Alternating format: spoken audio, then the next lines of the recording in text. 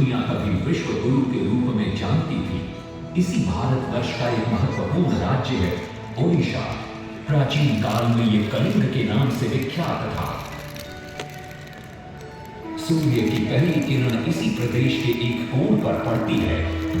इसी स्थान पर कभी संसार का सबसे भव्य और विशाल सूर्य मंदिर बनवाया गया था।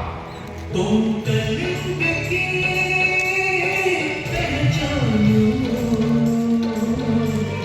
हे कोणार्क, इतिहास का स्वाभिमान हो, हे कोणार्क। कलाकृति के मुख्य द्वार तुम जग में, कला शास्त्र के दिव्य जगत पत्थर में, विश्व गुरु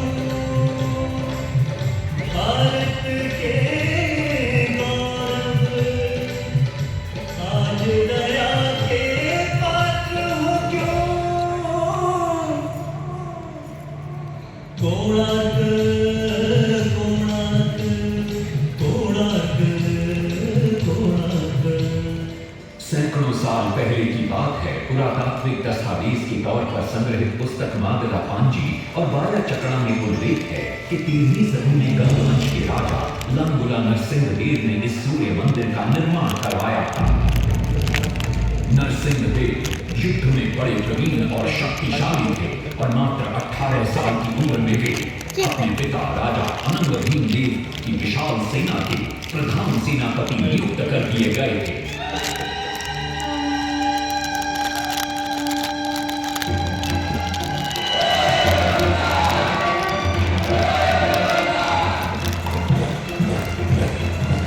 सेनापति बनने के बाद नरसिंहदेव ने अपने कुशल नेतृत्व से दक्षिण के कई आक्रमणकारी राजाओं को युद्ध में हराया।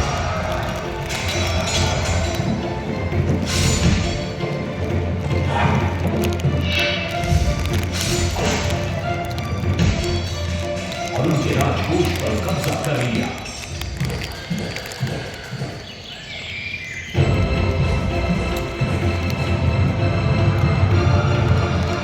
तत्पश्चात उन्होंने विजय कोंडा, जिसे आज हम वारंगल के नाम से जानते हैं,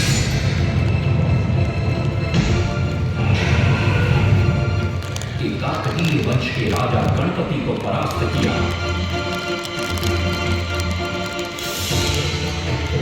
और उनके राजकोष पर भी कब्जा कर लिया। 3 वर्षों तक निरंतर युद्ध के पश्चात जब वे बहुत सारी धन संपदा लेकर कलिंग लौटे तो राजमहल में उनका भव्य स्वागत हुआ।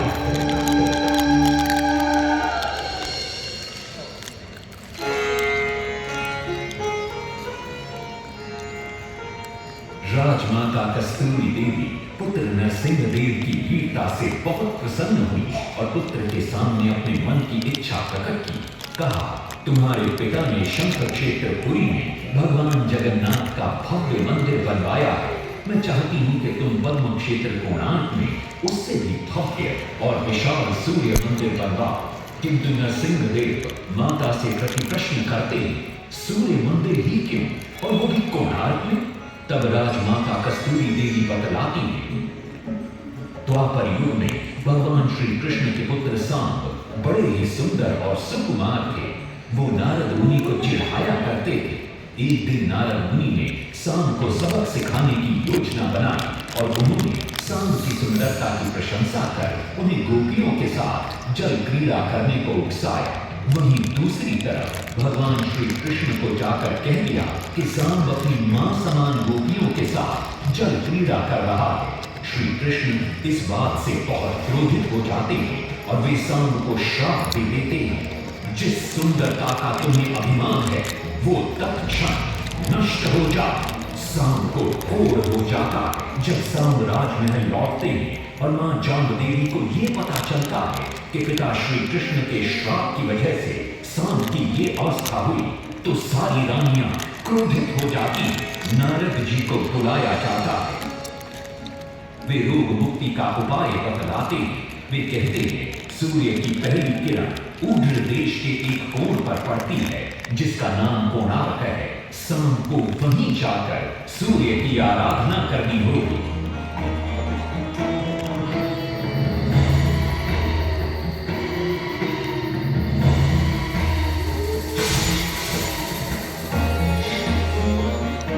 बहुत ही लंबी और कठिन यात्रा के पश्चात शाम अपने सैनिकों और सेवकों के साथ कोणार्क की चंद्रभागा नदी के तट पर पहुंचते हैं और नित्य प्रातः स्नान के बाद सूर्य की आराधना आरंभ करते हैं।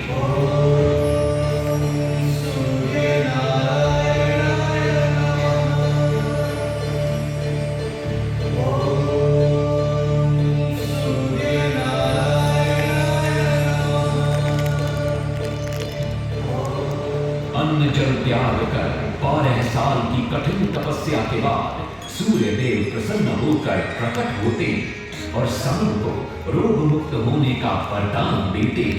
पुत्र, आज रात्रि के चतुर्थ प्रहर में स्नान करते समय नदी के तल में तुम्हें एक वस्तु मिलेगी। वो मेरा ही प्रतिरूप होगी। उसका स्पर्श पाते ही तुम इस कोढ़ रोग से मुक्त हो जाओगे।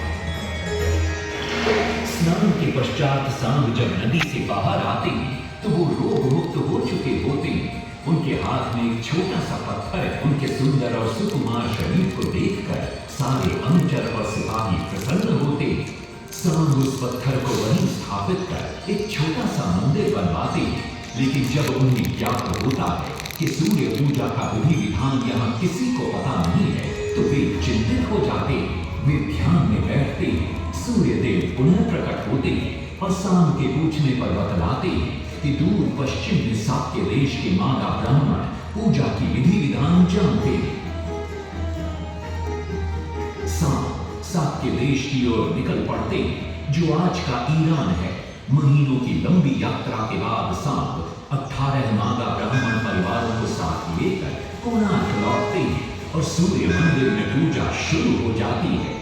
राजमाता कस्तूरी देवी नरसिंह देव को बतलाती है कि विवाह के कई वर्षों बाद तक जब हम निसंतान थे मैंने भी उस सूर्य मंदिर में पूजा अर्चना की और तुम पुत्र रूप में मुझे प्राप्त हुए। माता की बात सुनकर नरसिंह देव मां को कोणार्क में संसार का सबसे भव्य और विशाल मंदिर बनाने का वचन देते। सदाशिव सामंतराय महापात्र जो शिवई सांतरा के नाम से लोकप्रिय थे, वे अपने सहयोगी बीसू महाराणा के साथ मंदिर का प्रतिरूप बनाते और नरसिंह देव के समक्ष प्रस्तुत करते। नरसिंह देव मंदिर का प्रतिरूप देखकर अभिभूत हो जाते और शीघ्र मंदिर निर्माण कार्य आरंभ करने का आदेश देते। दूर दूर से बड़े बड़े पत्थर लाए गए, जितने पत्थर डाले गए सारे टूट गए। पानी को डाला उसमें डाले गए, नहीं पता डाला सारे टूट गए। सिर्फ सांतरा हुए परेशान, किसी विधि मंदिर बने। सिर्फ सांतरा हुए परेशान, किसी विधि मंदिर बने। एक दिन वे चिंतामग्न कोणार्क लौट रहे थे, तभी उन्हें प्यास महसूस हुई। उन्हें पास ही में एक कुटिया दिखाई पड़ती है जहाँ एक बूढ़ी औरत से उनकी भेंट होती है। शिवई सांतरा पानी मांगते हैं। बूढ़ी औरत पानी के साथ गरम गरम भोजन भी लेकर आती है। वे थाली के बीच में हाथ डालते हैं जिससे उनका हाथ जल जाता है। तब वो बूढ़ी औरत मुस्कुराकर कहती है, तुम तो शिवई सांतरा की तरह बीच से भोजन उठाकर खा रहे हो। ये सुनकर शिवई सांतरा को अपनी भूल का एहसास होता है। माता चंडी ने उपाय सुझाया, समझे सिवई सांतरा।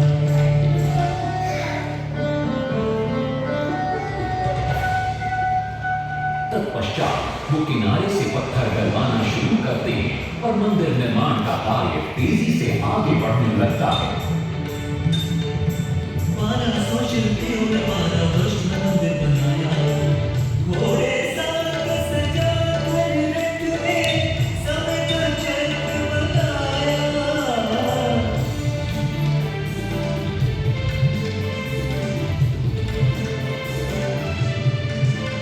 दूसरी तरफ कलिंग के उत्तर के राज्यों के नवाबों के बार बार राज्य पर आक्रमण हो रहे थे। इन आक्रमणों से क्रोधित होकर नरसिंहदेव अपनी विशाल सेना को लेकर युद्ध के लिए निकल पड़े।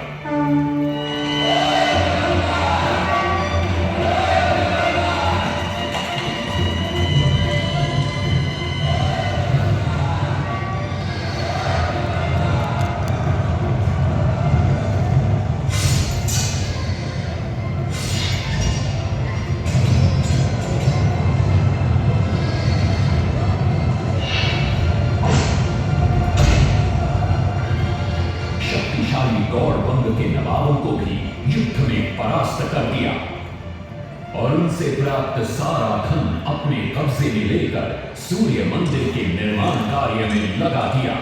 1200 कारीगरों के अथक प्रयास से 12 साल बाद विशाल और भव्य सूर्य मंदिर बनकर तैयार हुआ। उस समय के लोगों में वास्तुशास्त्र, ज्योतिष शास्त्र और खगोल शास्त्र का जो ज्ञान था, उसे देखकर आज के बड़े बड़े वैज्ञानिक भी आश्चर्यचकित रह जाते हैं। कई प्रयासों के बाद भी मंदिर के गुंबद पर कलश स्थापित नहीं हो पा रहा था।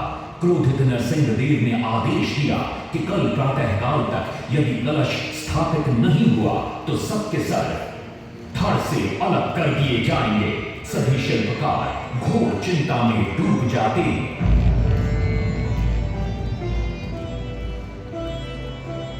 दूसरी तरफ मुख्य शिल्पकार बीसू महाराणा का 12 साल का बेटा धर्मपद सूर्य मंदिर के प्रतिरूप पर कलश बिठाकर प्रसन्न होता है और मां के सामने अपने पिता से मिलने की इच्छा व्यक्त करता है। मां अपने बागीचे के पेड़ पोटली में बांध कर देती है और कहती है, अपने कुत्ते बलिया को साथ लेकर कोणार्क जाओ। बलिया अपने मालिक को पहचान लेता है और बीसू महाराणा से लिपट जाता है। धर्मपद अपने पिता को प्रणाम करता है और अपना परिचय देता है। सबको चिंता में देखकर वो अपने पिता से इसका कारण पूछता है। कारण जानकर धर्मपद कहता है, अगर आप आज्ञा दें तो मैं मंदिर के गुंबद पर कलश स्थापित कर सकता हूं। शिवे सांतरा धर्मपद को अनुमति दे देती है।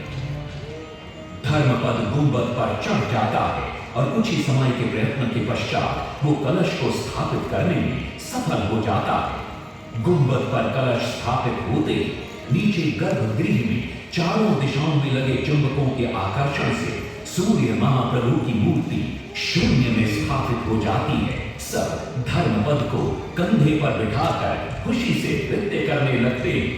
तभी कुछ कारीगर इसका विरोध करते हुए कहते हैं, अगर सुबह राजा को ये पता लग गया कि इस बच्चे ने कलश को स्थापित किया है तो किसी का बचना संभव नहीं है, इसलिए धर्मपद को मरना होगा। इस बात से शिवे सांतरा बड़े क्रोधित हो जाते हैं। भीषण वाद विवाद छिड़ जाता है। ये सब देखकर धर्मपद गहरी चिंता में पड़ जाता है और वो सोचता है कि यदि मेरे जीवित रहने से इन सब का सर काट दिया जाएगा तो इससे अच्छा है कि मैं आत्म बलिदान कर दूं ताकि सबके प्राण बच जाएं। और उसी पल धर्मपद नवनिर्मित सूर्य मंदिर के शिखर पर चढ़ जाता है।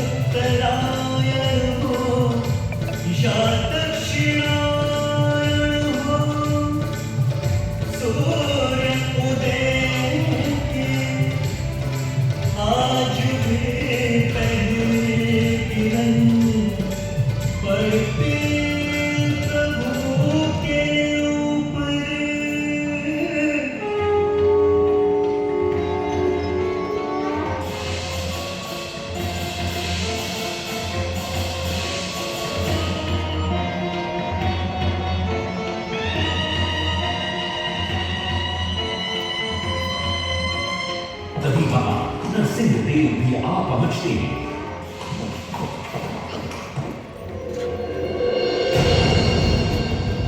सूर्य महाप्रभु को शून्य में स्थापित देख वे भी आनंद से भर जाते और शिवलिंग सांतरा की भूरी भूरी प्रशंसा करते। वो ये भी घोषणा करते कि माघ शुक्ल पक्ष की सप्तमी को मंदिर की प्राण प्रतिष्ठा की जाएगी। लेकिन शिवलिंग सांतरा कहते, राजन तिथि तो अच्छी है, लेकिन मंदिर की प्राण प्रतिष्ठा के लिए ये शुभ नहीं है। किंतु राजा अपनी बात पर अड़ जाते। श्री सांतरा को दुख होता है और कोई वाद विवाद किए बिना वे हमेशा के लिए वहां से चले जाते।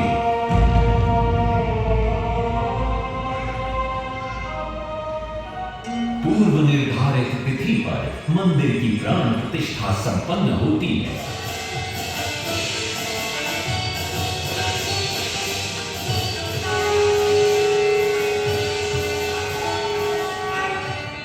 लेकिन कुछ दिनों बाद अमंगल होना शुरू हो जाता है। सबसे पहले विराट सिंह की मूर्ति नीचे आ गिरती है। तत्पश्चात मंदिर की शिलाओं का गिरना भी शुरू हो जाता है। नरसिंहदेव को अब समझ में आता है कि शिवलिंग सांतरा का कहना सही था, लेकिन देर हो चुकी थी। बहुत साल बाद मंदिर के आसपास जंगल उगाए और ये मंदिर घने जंगलों के बीच छुप गया। जब अंग्रेजों ने जंगल के बीच इस मंदिर को देखा तो उन्होंने इसका पुनरुद्धार किया। आज आप उसी विशाल मंदिर के भग्नावशेष देख रहे हैं। ये है इस प्रसिद्ध मंदिर की कथा।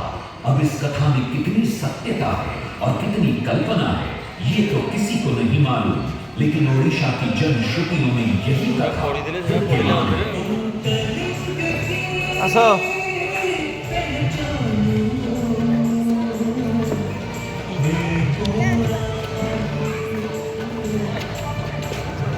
इतिहास